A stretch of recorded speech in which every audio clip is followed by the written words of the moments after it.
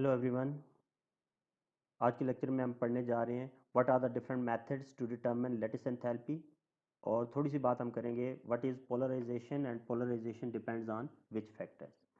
तो चलिए आज के लेक्चर स्टार्ट करते हैं। सबसे पहली बात, व्हाट इज़ लैटिस एंथैल्पी, हमने इससे प्रीवियस लेक्चर में पढ़ा था। Lattice enthalpy is the property of ionic compound, it is the property of ionic bond.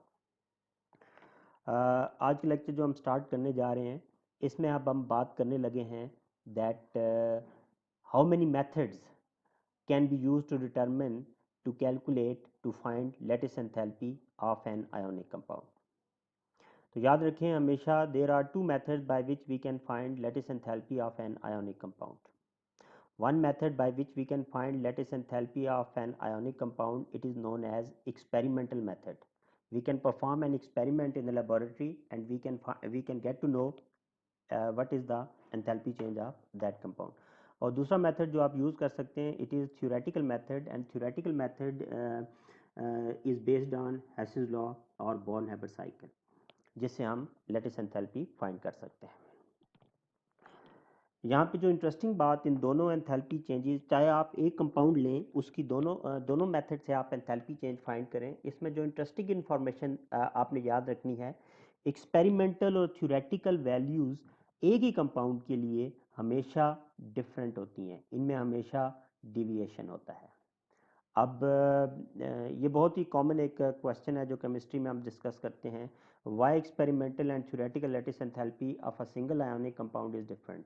तो मोस्टली जो लोगों के माइंड में जो बात आती है, जो सबसे पहली बात जो लोग करते हैं कि जी कुछ एक्सपेरिमेंटल एरर होगा, कुछ हमारे अपरेटस फॉल्टी होगा या कुछ हीट का लॉस हुआ होगा। तो बात याद रखें, ये सारी बातें हम यहाँ पे इग्नोर करेंगे, ओवरलुक करेंगे, और हम ये अस्यूम करते हैं कि हमने जो एक्सपेरिमेंट परफॉर्म किया है, एक्सपेरिमेंट 100% एक्यूरेसी के साथ हमने परफॉर्म किया और उसमें कोई फ्लॉ नहीं है। हमें यहाँ पे एक थ्योरेटिकल रीज़न याद रखनी है कि why experimental and theoretical value of lattice enthalpy of an ionic compound it is different. तो वो थ्योरेटिकल रीज़न क्या है, उस पर अब हमने बात करनी है। देखें, जब भी हम थ्योरेटिकली कैलकुलेशंस करते हैं हम हमेशा ये अस्यूम करते हैं कि कोई भी आयोनिक कंपाउंड जो है इट इज़ 100% आयोनिक, लेकिन एक्चुअल प्रैक्टिस में एक भी आयोनिक कंपाउंड हमारे पास ऐसा नहीं है जो 100% आयोनिक है। वाई? बिकॉज हर आयोनिक कंपाउंड में थोड़ा बहुत कोवेलेंट कैरेक्टर होता है, और वो कोवेलेंट कैरेक्टर होता है due to a process that is known as polarization. तो एक प्रोसेस है केमिस्ट्री में जिसको हम बोलते हैं polarization. Basically it is responsible for the deviation between experimental and theoretical value. अब पोलराइजेशन क्या होता है ब्रीफली मैं आपको बताता हूँ। देखिए, कोई भी आयोनिक कंपाउंड है, ionic compound is a combination of positive and negative ions, और पॉजिटिव आयन नेगेटिव आयन के मुकाबले में हमेशा छोटे होते हैं। पॉजिटिव आयन जब छोटे होते हैं तो पॉजिटिव आयन की ability to attract negative ion बहुत ज़्यादा होती है। तो positive ion can attract negative ion strongly. अब पॉजिटिव आयन हर आयोनिक कंपाउंड में नेगेटिव आयन को इतनी स्ट्रांगली अट्रैक्ट करते हैं कि नेगेटिव आयन अपनी शेप को रिटेन नहीं रख पाता, उसकी जो नॉर्मल सर्कुलर शेप है इट इज़ डिफॉर्म्ड। तो नेगेटिव आयन थोड़ा सा ओवल शेप हो जाता है, थोड़ा सा उसकी शेप डिस्टॉर्ट हो जाती है। ये जो प्रोसेस होता है, process in which negative ion is distorted, it is deformed by a positive ion in an ionic compound, it is known as polarization. और जब भी पोलराइजेशन होती है, और ये मैंने बताया पोलराइजेशन हर आयोनिक कंपाउंड में होती है, चाहे कम हो चाहे ज़्यादा हो, जब भी ये पोलराइजेशन होती है, ये पोलराइजेशन उस आयोनिक कंपाउंड में कोवलेंट कैरेक्टर इंड्यूस कर देती है। क्यों? आप देखें, जब नेगेटिव आयन डीफॉर्म हुआ तो नेगेटिव आयन क्या कर रहा है, negative ion is trying to bring its shell close to the positive ion. Exactly close तो नहीं आया, लेकिन कुछ कंपाउंड में ये शेल इतने एक दूसरे के करीब आ जाते हैं कि शेल्स एक दूसरे को ओवरलैप भी करना शुरू हो जाते हैं। अभी इन्होंने ओवरलैप तो नहीं किया, लेकिन इसके बावजूद they are trying to overlap. तो इसका मतलब है they are trying to develop covalent bond, क्योंकि कोवेलेंट बॉन्ड में क्या होता है, कोवेलेंट बॉन्ड फॉर्मेशन में हमेशा overlap of orbitals, overlap of shells होता है। तो जब भी पोलराइजेशन होगी हमेशा पोलराइजेशन की वजह से कोवेलेंट कैरेक्टर डेवलप हो जाता है।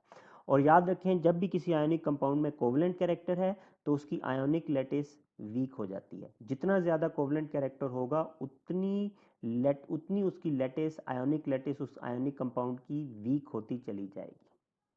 अब नेक्स्ट जो क्वेश्चन हमारे माइंड में आता है कि हमें कैसे पता चलेगा कि किस आयोनिक कंपाउंड में कोवलेंट कैरेक्टर ज़्यादा है और किस में कम है, किस में पोलराइजेशन ज़्यादा है और किस में कम है। तो याद रखें, पोलराइजेशन हमेशा एक रिलेटिव टर्म है। आपको मैं एक कंपाउंड दूं और कहूं इसमें कितनी पोलराइजेशन है, कितना कोवलेंट कैरेक्टर है, आप नहीं बता सकते। तो हमेशा पोलराइजेशन और कोवलेंट कैरेक्टर को हमने रिलेटिवली कंपेयर करना है। तो कैसे कंपेयर करना है, हमें फैक्टर्स याद रखने होंगे कि पोलराइजेशन किन फैक्टर पर डिपेंड करता है। तो दो फैक्टर्स आपने याद रखने, एक है पॉजिटिव आयन। पॉजिटिव आयन कौन सा मोस्ट सुटेबल है पोलराइजेशन कॉज करने के लिए, तो हमेशा वो पॉजिटिव आयन जिस पे चार्ज बहुत ज़्यादा है, चार्ज बहुत ज़्यादा होना चाहिए और रेडियस बहुत स्मॉल होना चाहिए, वो पॉजिटिव आयन बहुत ज़्यादा पोलराइजेशन कॉज कर सकता है। और दूसरा फैक्टर है नेगेटिव आयन। कौन सा negative ion it can undergo polarization easily, तो हमेशा वो नेगेटिव आयन इजीली पोलराइज होगा जिसका चार्ज ज़्यादा हो और रेडियस भी लार्ज हो। तो ये दो फैक्टर जब आपको याद हों तो कंपैरेटिवली आपके सामने दो तीन चार कंपाउंड्स हों तो आप बता सकते हैं किस कंपाउंड में ज़्यादा पोलराइजेशन होगी। तो ये जो फैक्टर्स मैंने आपको बताए हैं ये फैक्टर्स हैं फॉर मोर पोलराइजेशन। और मैं बता चुका हूँ जितनी किसी आयोनिक कंपाउंड में पोलराइजेशन ज़्यादा होती है उतना उसमें कोवलेंट कैरेक्टर ज़्यादा होगा और उसकी लैटिस वीक हो जाएगी। उसकी एक्सपेरिमेंटल और theoretical value of lattice enthalpy में डिविएशन उतना ज़्यादा हो जाएगा।